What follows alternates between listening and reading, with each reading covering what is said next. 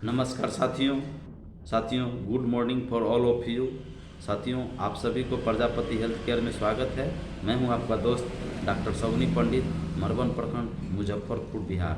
दोस्तों, आज मैं जो सेकेंड बैच के जो हमारे ग्रामीण चिकित्सक साथी हैं उनको परीक्षा की कैसे तैयारी किया जाए, किस ढंग से क्वेश्चन आएगा, ऑब्जेक्टिव क्वेश्चन कितना रहेगा, लघु उत्तरीय क्वेश्चन कितना रहेगा, दीर्घ उत्तरीय क्वेश्चन कितना रहेगा, इस पर मैं बात करूंगा। इसके साथ साथ ऑब्जेक्टिव में कितना क्वेश्चन मिलने वाले हैं, लघु उत्तरीय में कितना मिलेगा और दीर्घ उत्तरीय में क्वेश्चन कितना मिलेगा। दोस्तों, आज आपको मैं prevention and management of disease and emergency, रोगों एवं आपातकालीन स्थितियों में निवारण एवं प्रबंधन के बारे में, आपको कोड संख्या 451 है, इसके बारे में आपको बताऊंगा। दोस्तों, आपका जो परीक्षा होगी वह कभी भी डेट आपका निकल सकता है। हो सकता है कि जनवरी के फर्स्ट वीक में हो, सेकेंड वीक में हो।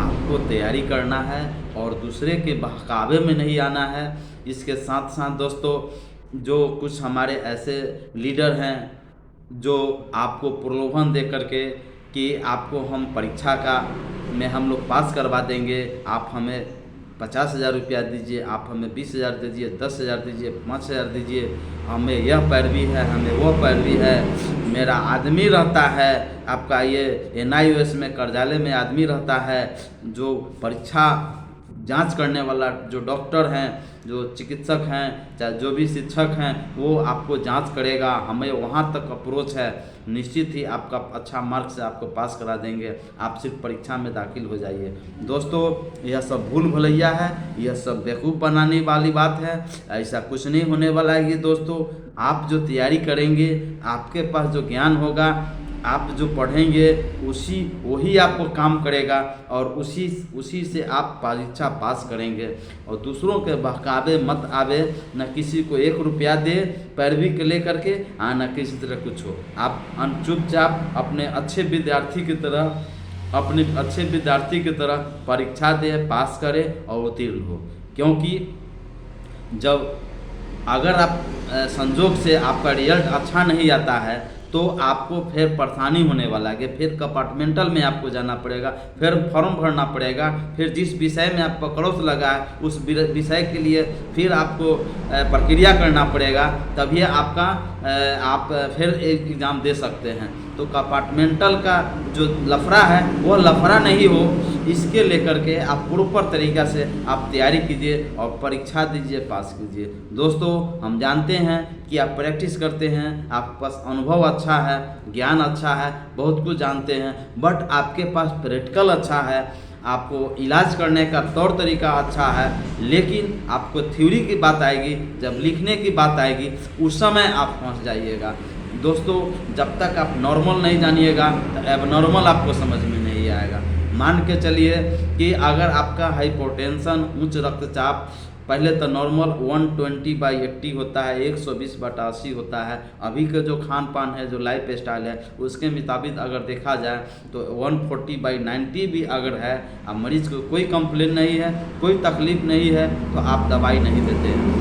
लेकिन 140/90 या उससे एभव हो जाता है, यानी 160/100, 170/105 है ना, या 95, इस तरह से सिस्टोलिक डायस्टोलिक बढ़ा हुआ रहता है।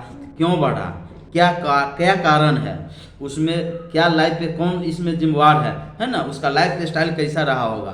तो ये सब आपको जब पढ़िएगा तो आपको पता चलेगा कि आपके हृदय में जो कॉन्डिज आर्टरी होता है, हृदय की धमनी में जो आपका जब फैट डिपोजिट होता है, कोलेस्ट्रॉल बढ़ जाता है, ट्राइग्लिसराइड बढ़ जाता है ना, तो इसके कारण जो है से कि आपका हाइपोटेंशन होता है, उच्च रक्तचाप होता है, अत्यधिक तनाव हो गया, इसके साथ साथ वह उसका फैटी है, मोटापा है, उसके बाद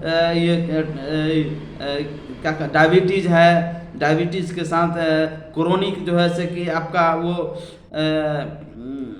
आपका किडनी डिजीज है ना, एवं या लंबा समय से दवाई खा रहा हो एवं प्रकार से उसका हाइपोटेंशन होता है ना, ज़्यादा फैटी चीज़ खाता हो, गलत आदत हो, स्मोकिंग करता हो, धूम्रपान करता हो, दारू शराब लेता हो, हैबिट अच्छा नहीं है, तो इस तरह से उसमें बढ़ता है। कुछ होता है जेनेटिक होता है, उस वजह से भी इसमें होता है। तो दोस्तों आपको पढ़ना होगा, जब पढ़िएगा तभी आप सफल होंगे, और नहीं तो आपको परीक्षा में मुश्किल होगी, आप दूसरे का मोहताज होना पड़ेगा, आपको बुड़बक बना के पैसा ठग लेगा और आप परीक्षा में असफल हो जाएंगे। हमारे सामने में जब हम लोगों ने जब एग्ज़ाम दिए थे, सेंटर पड़ा था मुजफ्फरपुर में, नवोदय विद्यालय में सेंटर पड़ा था, पूरे मुजफ्फरपुर जिला का नवोदय विद्यालय में, तो तन को पत्ता भी नहीं हिला था, चोरी करना बहुत मुश्किल हो गया था। इसमें कितने हमारे चिकित्सक बंधु हमारे साथी थे जो 10-10 हज़ार 20-20 हज़ार रुपया लोगों से ठग लिया कि आप केवल परीक्षा में बैठिए, हम आपको पास करा देंगे। वो पैसा भी ठगा गया और वह फेल भी हो गया। जब पैसा दिया तो पास होना चाहिए, अच्छा नंबर आना चाहिए, फेल हो गया। तो लोग क्या करते हैं कि हम जब आप पास हो गए अपने से लिख करके, तो लोग क्या बोलेंगे कि हम आपको पैरवी करा करके पास कराएं। अगर आप फेल कर गए तो कहेंगे कि हम तो पैसा दे करके प्रयास किए थे, लेकिन पैसा भी ले लिया, अब हमको क्या कहते हैं करने के लिए, पैसा ले लिया, अब वह नंबर नहीं दिया, तो उसमें हम क्या करें, मेरा पैसा तो आपका पैसा जो लिए थे हम तो उसको दे दिए। तो आप एवं प्रकार से आपका बोल करके आपसे निकल जाएगा, आप किस किस से पैसा उछलिएगा, किस किस से लड़ाई झगड़ा कीजिएगा। अब आप खुद गार्जियन हैं, बच्चे नहीं हैं, विद्यार्थी नहीं है, अभिभावक, आप लोग अब अभिभावक हैं, खुद मिच्योर है, मेच्योरिटी आपके पास है, तो इस तरह से गलत लपेटा में नहीं आइए और खुद पर भरोसा कीजिए, विश्वास कीजिए और परीक्षा दिए और सफल होइए। हम भगवान से कामना करते हैं कि निश्चित ही आप सभी जो सेकेंड बैच के जो हमारे ग्रामीण चिकित्सक साथी हैं वो निश्चित ही सफल होंगे, और सफल होंगे तो हमारी और संख्या बल बढ़ेगी और हम लोग फिर और मजबूती के साथ सरकार तक आवाज़ उठाएंगे। और जो हम लोगों का जो अभी तक समायोजन नहीं हुआ है, इसमें आप लोगों को भी जहां ज़रूरत पड़ेगी आप लोग भी एकत्रित हो करके हम लोग का साथ दीजिए। घेराव हो, धरना प्रदर्शन हो, या किसी भी तरह के सरकार के विरुद्ध नारा लगाना हो, चाहे प्रखंड स्तर पर, जिला स्तर पर, जहाँ भी आपको हो, तो आपको निश्चित ही उसमें आना है और हम लोगों को सफल बनाना है। चैनल बन जाएगा, रास्ता बन जाएगा, समायोजन की जब हो जाएगी तो निश्चित हम लोग हो जाएंगे कामयाब। तो आप लोगों का भी हो जाइएगा कामयाब। जब फर्स्ट बैच आएगा तो आप लोग सेकेंड बैच वाले भी लोग आ जाएंगे उसमें।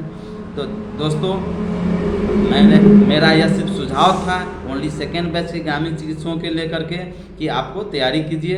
बुक आपके पास है तो उसको देखिए, पढ़िए और तैयारी कीजिए। तो धन्यवाद दोस्तों। वीडियोज़ कैसा लगा इसको सब्सक्राइब कीजिए, लाइक कीजिए, कमेंट्स कीजिए। धन्यवाद, प्रणाम।